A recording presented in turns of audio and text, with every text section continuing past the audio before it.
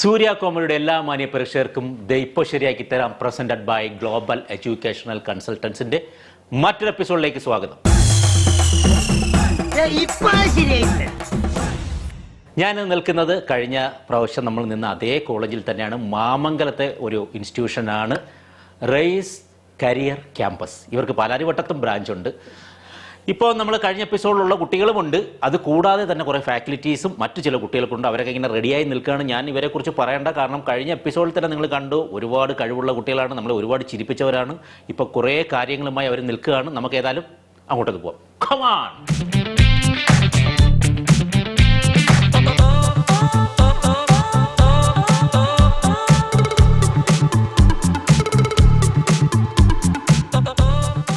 രാക്ഷസ രാജാവ് മമ്മൂട്ടിയുടെ ഒരു ഗംഭീര ചിത്രമായിരുന്നു. അതിൽ ഗുണശേഖരൻ എന്ന കഥാപാത്രത്തോട് മമ്മൂക്ക പറയുന്ന കുറേ സംഭവങ്ങളുണ്ട്. ഏതായാലും അതാണ് ഇന്നത്തെ ഡയലോഗായിട്ട് നമ്മൾ കുട്ടികൾക്ക് കൊടുക്കാൻ പോകുന്നത്. അവരതിനെ എങ്ങനെ കൈകാര്യം ചെയ്യും നമുക്ക് നോക്കാം. സത്യത്തിൽ ഇവിടെ ശിക്ഷിക്കേണ്ടത് പൊന്നച്ചന്മാരെ അല്ല സർ, അവരെ സൃഷ്ടിക്കുന്ന ഗുണശേഖരന്മാരെയാണ്. അവരിൽ നിന്ന് കോടികൾ കൈക്കൂലി വാങ്ങുകയും ധൂർത്തടിക്കുകയും മണിമന്ദിരങ്ങൾ പണിയുകയും ചെയ്യുന്ന നിങ്ങൾ രാജാവായിരുന്നുകൊണ്ട് തന്റെ പ്രജകൾക്ക് വിഷവീര്യം വിളമ്പാൻ കൂട്ടുനിൽക്കുന്നു. ഇതെല്ലാം അറിയുന്ന പാവപ്പെട്ട ജനങ്ങൾ നിങ്ങൾക്ക് വീണ്ടും വോട്ട് ചെയ്യുന്നു. എല്ലാം മനസ്സിലാക്കുന്ന പാവപ്പെട്ട നിയമപാലകർ നിങ്ങൾക്ക് വീണ്ടും സല്യൂട്ട് ചെയ്യുന്നു. നമ്മുടെ മഹത്തായ ജനാധിപത്യത്തിന്റെ ഈ കറുത്ത ഭാഗത്താണ് സർ രാമനാഥൻ. പൊന്നച്ചന്റെ കുറ്റപത്രത്തിൽ വെള്ളം ചേർക്കാൻ ഞാൻ തയ്യാർ. അപ്പോൾ ഞാൻ വീണ്ടും നമ്മുടെ റൈസ് കരിയർ ക്യാമ്പസിൽ തന്നെയാണ് ഞാൻ നിൽക്കുന്നത്. ഞാൻ പറഞ്ഞില്ല, ഇവരെയൊന്നും വിട്ടുപോകാൻ എനിക്ക് തോന്നുന്നില്ല. എന്താണ് ചുമയൊക്കെ പിടിച്ചോ? അപ്പോൾ അത്ര പ്രാക്ടീസ് ആയിരുന്നു. അതാണ് ഒരാൾ ചുമച്ചുകൊണ്ടിരിക്കുന്നത് ബാക്കിൽ. അപ്പോൾ ഇവരൊക്കെ ഡയലോഗൊക്കെ ശക്തമായി രാക്ഷസൻ എന്ന സിനിമയിലെ രാക്ഷസ രാജാവ് എന്ന സിനിമയിലെ ഡയലോഗാണ്. അതിശക്തമായി ഇവർ പഠിച്ചിരിക്കുകയാണ്. അപ്പോൾ അവരുടെ പെർഫോമൻസ് ഒക്കെ നമുക്ക് കാണാം. അതിനു മുന്നേ ഞാൻ നമ്മുടെ ഇതിൻ്റെ ഈ ഒരു ഇൻസ്റ്റിറ്റ്യൂഷൻ്റെ സിഇഒയും ഫൗണ്ടറുമൊക്കെയായ മിസ്റ്റർ റൈസ് സാറിനെ ഞാൻ വിളിക്കുകയാണ്.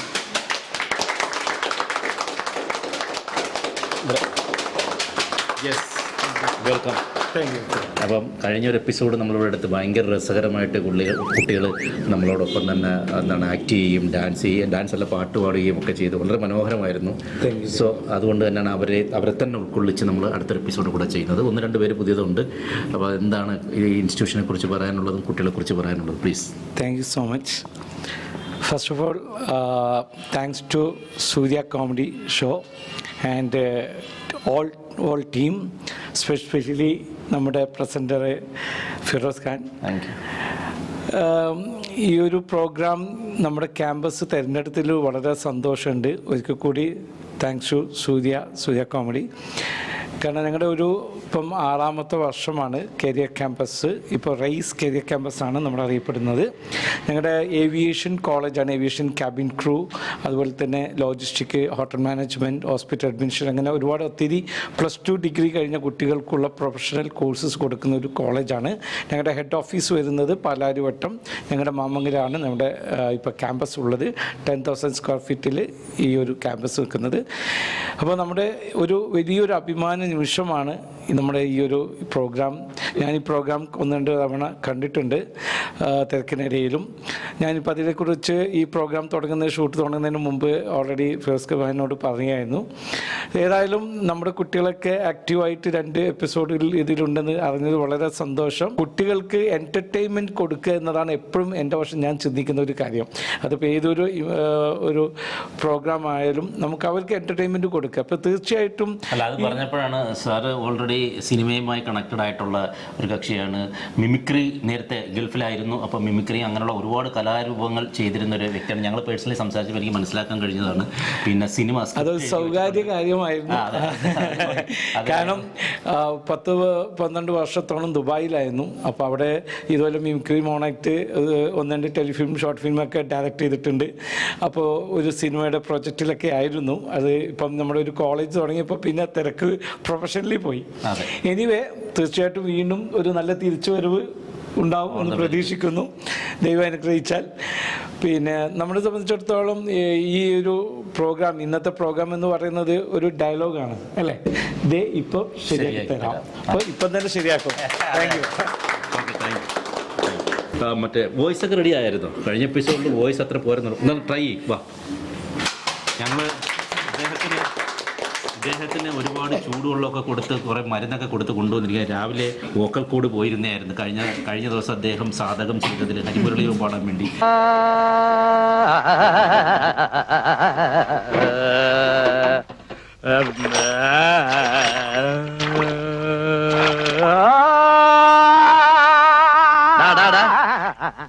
എന്തിനാടാ വെള്ളത്തിൽ കിടന്ന് ഇങ്ങനെ അമർന്ന്? രാവിലെ പാട്ട് മത്സരത്തിന് പഠിക്കുക. കുറച്ച് ദിവസമായി തുടങ്ങിയിട്ട്. ഓ അത് ശരി.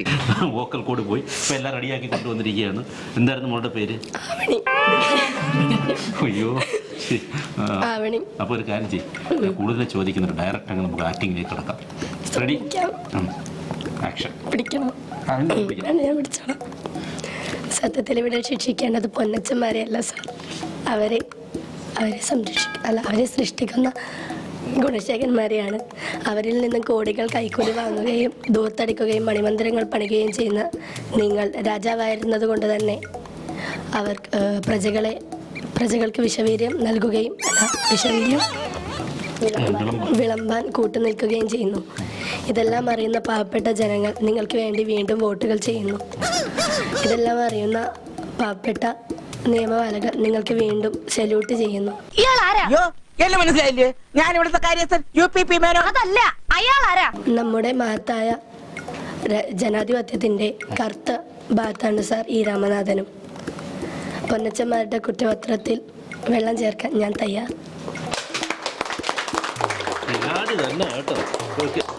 വിഷമിക്കാതിരിക്കും, ഇതിലും വലുത് ഏതാണ്ട് വരായിരുന്നു. ഇങ്ങനെ തീർന്നെന്ന് കരുതിയാൽ മതി.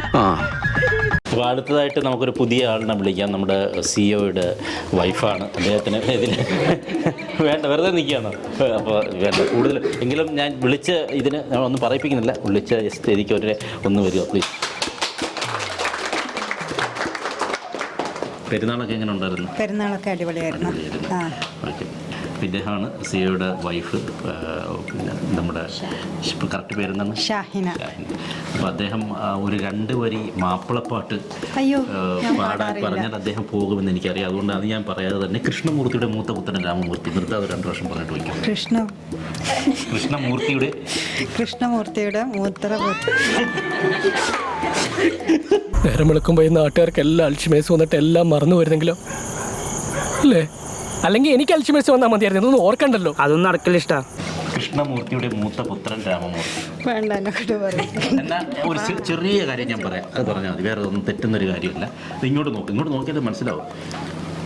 അത്രേ ഉള്ളൂ. പഠിക്കേണ്ടാത്തതായിട്ടുള്ളത്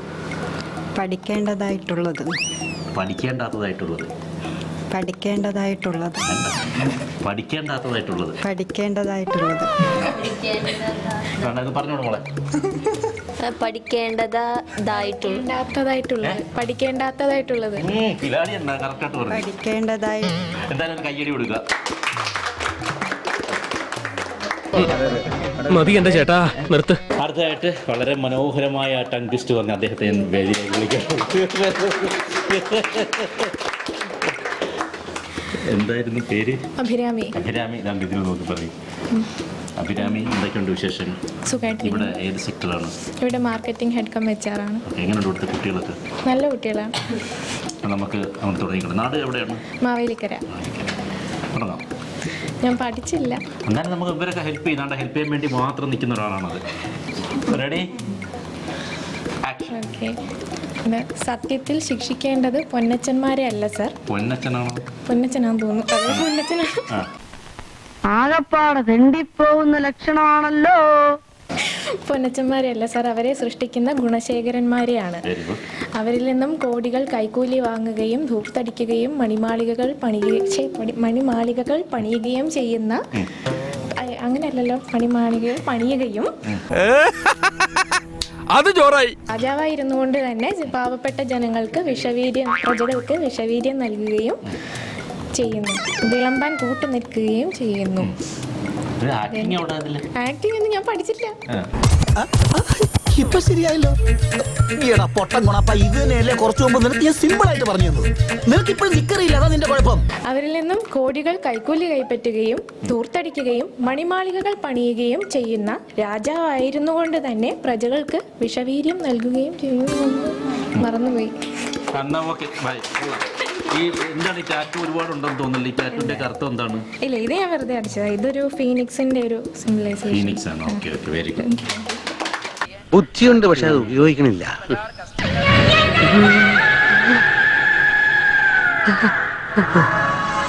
ബുദ്ധിയുണ്ട്, അത് ഉപയോഗിക്കാനും തുടങ്ങിയിരിക്കണു.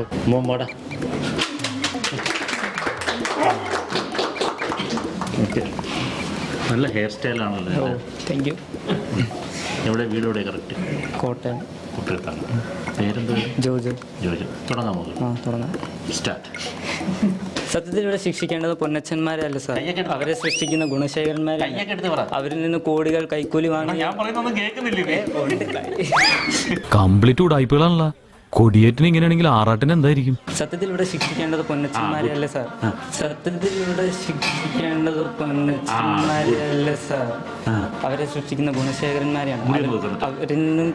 അവരിൽ നിന്ന് കോടികൾ. ഉള്ളിന്ന് വരട്ടെ, ഉള്ളിന്ന് വരട്ടെ.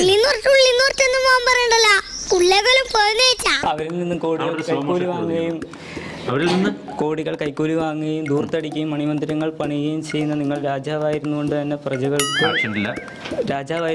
പ്രജകൾക്ക് വിശ്വവീര്യം വിളമ്പാൻ കൂട്ടുനിൽക്കുന്നു. ഇതൊന്നും അറിയാത്ത പാവപ്പെട്ട ജനങ്ങൾ വീണ്ടും നിങ്ങൾക്ക് വോട്ട് ചെയ്യുന്നു.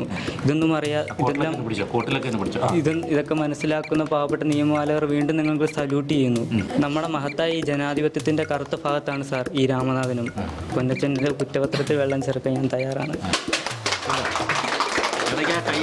വേറെ ലെവൽ സാധനമായിരിക്കും എഡിറ്റ് ചെയ്ത് വരുമ്പോഴത്തേക്ക്. നമ്മളൊക്കെ പറയാറുണ്ടല്ലേ പൊട്ടന് ലാട്ടറി അടിച്ചെന്നൊക്ക, ഇതാ തന്നെ കഥ.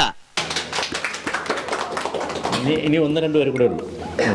അങ്ങനെ ഒരുപാട് ശക്തമായിരുന്നു മേക്കപ്പ്. സത്യത്തിലൂടെ ശിക്ഷിക്കേണ്ടത് പൊന്നച്ചന്മാരെയല്ല സാർ, അവരെ സൃഷ്ടിക്കുന്ന ഇതൊക്കെ വല്ലതും നടക്കൂ ജോയെ? ഗുണശേഖരന്മാരെയാണ്. അവരിൽ നിന്ന് കൈപ്പറ്റുന്ന കോടികൾ കൈക്കൂലികൾ വാങ്ങുകയും ധൂർത്തടിക്കുകയും മണിമന്ദിരങ്ങൾ പണിയുകയും ചെയ്യുന്ന രാജാവായി ഇരുന്നു കൊണ്ട് തന്നെ നിങ്ങൾ പ്രജകൾക്ക് വിഷവീര്യം വിളമ്പുകയും ചെയ്യുന്നു. ഇത് തീർന്നില്ലേ? ഞാനിത് തിന്നല്ല.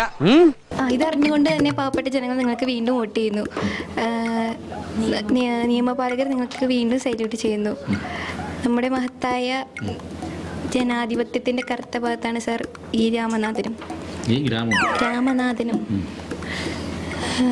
പൊന്നച്ചന്റെ കുറ്റപത്രത്തിൽ വെള്ളം ചേർക്കാൻ ഞാൻ തയ്യാറാണ്. ഇത്ര നാളെ എവിടെയായിരുന്നു? ഇർഷാദ് ഗംഭീരമായി അഭിനയിക്കുന്നുള്ള എനിക്ക് ഉറപ്പാണ്. അവൻ്റെ കോൺഫിഡൻസ് എന്ന് എനിക്ക് മനസ്സിലായി. Ready, action.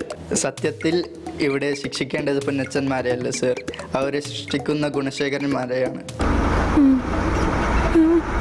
അവരിൽ നിന്ന് കോടികൾ കൈക്കൂലി വാങ്ങുകയും ധൂർത്തടിക്കുകയും മണിമന്ദിരങ്ങൾ പണിയുകയും ചെയ്യുകയും നിങ്ങൾ രാജാക്കന്മാരായി നിന്നുകൊണ്ട് തന്നെ പ്രജകൾക്ക് വിഷവീര്യം വിളമ്പാൻ കൂട്ടു നിൽക്കുകയും ചെയ്യുന്നു.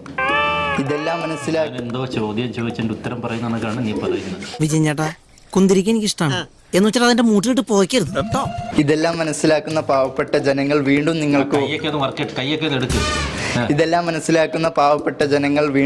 വോട്ട് ചെയ്യുന്നു. ഇതെല്ലാം അറിഞ്ഞുകൊണ്ട് തന്നെ തളരരുത് രാമൻകുട്ടി, തളരരുത്. കലാകാരനല്ലാത്തവരെ സമൂഹം അംഗീകരിക്കില്ല. ഇതെല്ലാം മനസ്സിലാക്കുന്ന നിയമപാലകർ വീണ്ടും നിങ്ങൾക്ക് സല്യൂട്ട് ചെയ്യുന്നു. നമ്മുടെ മഹത്തായ ജനാധിപത്യത്തിന്റെ ഈ കറുത്ത ഭാഗത്താണ് സർ ഈ രാമനാഥനും. ഈ പൊന്നച്ചന്റെ കുറ്റപത്രത്തിൽ വെള്ളം ചേർക്കാൻ ഞാനും തയ്യാറാണ് സർ.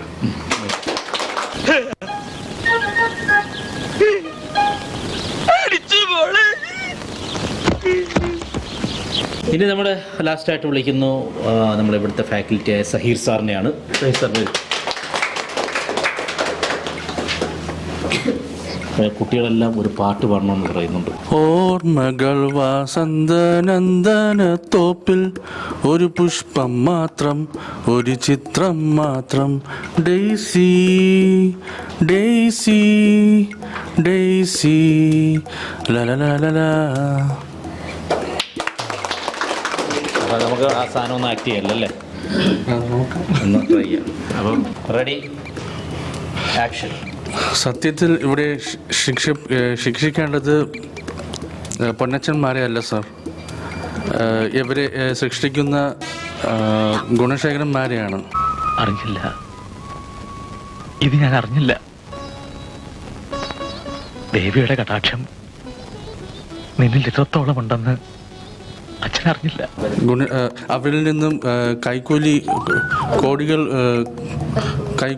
വാങ്ങുകയും ധൂർത്തടിക്കുകയും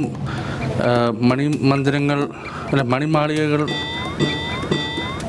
പണിയുകയും ചെയ്യുന്ന നിങ്ങൾ രാജാവായിരുന്നിട്ടും പ്രജകൾക്ക് വിഷവീര്യം വിളമ്പാൻ കൂട്ടു നിൽക്കുന്നു.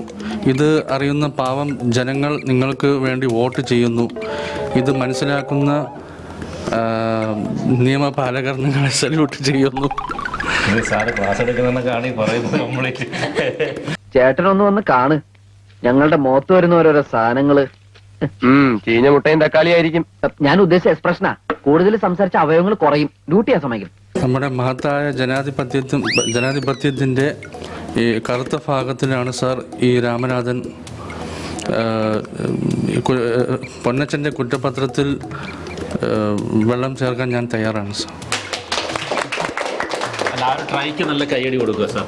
കഴിഞ്ഞ ഈ മയിലെണ്ണ വിൽക്കണ ലാട വൈദ്യന്മാര് റോട്ടി കിടന്ന് ചലക്കണ പോലെ നീ എൻ്റെ അടുത്ത് തന്നെ എത്രയോ പ്രാവശ്യം ഇത് പറഞ്ഞിരിക്കുന്നു. യെസ്, അപ്പോൾ ഒരു സമയത്ത്, അതായത് ഒരു 90s ഏറ്റവും ഹിറ്റായി നിന്ന ഒരു മ്യൂസിക് ഡയറക്ടറുണ്ട് ഹിന്ദിയിൽ, നദീം ശ്രാവൺ. അവർ രണ്ടുപേരാണ്. ഗുൽഷൻ കുമാർ പ്രസൻറ്റ് ചെയ്യുന്ന എല്ലാ സീരീസിൻ്റെ എല്ലാ പാട്ടുകളും അവരാണ് ചെയ്തിരുന്നത്. ഫൂലർ കോണ്ടെ, സാജൻ, സടക്ക്, അത് കഴിഞ്ഞിട്ട് കസൂർ തുടങ്ങിയ ഒരുപാട് സാധനം, ദിൽഹേക്കി മന്ദാദി നഹി, അങ്ങനെ തുടങ്ങി ഒട്ടനവധി ഹിറ്റ് സോങ്സ് എല്ലാം ഹിറ്റാണ്. ഒരു 10-11 പാട്ടുകളോളം ഒരു സിനിമയിലുണ്ടാകും.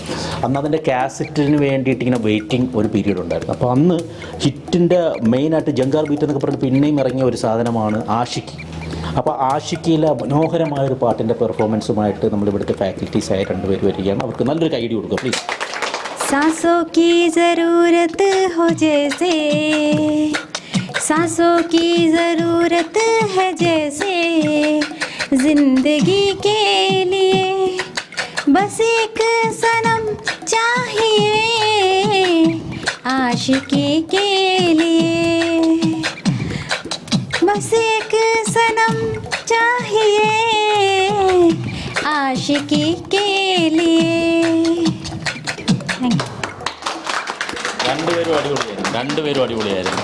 അപ്പോൾ റേസ് കരിയർ ക്യാമ്പസിൽ 2 എപ്പിസോഡും വളരെ മനോഹരമായി തന്നെ നമ്മളിവിടെ വൈൻഡപ്പ് ചെയ്യാൻ പോവുകയാണ്. വളരെ നല്ല എപ്പിസോഡുകളായിരുന്നു. ഇവിടെ എല്ലാവരും, ഇവിടുത്തെ ഫാക്കൽറ്റീസും സ്റ്റുഡൻസും ഒക്കെ വളരെ കോപ്പറേറ്റീവായിരുന്നു.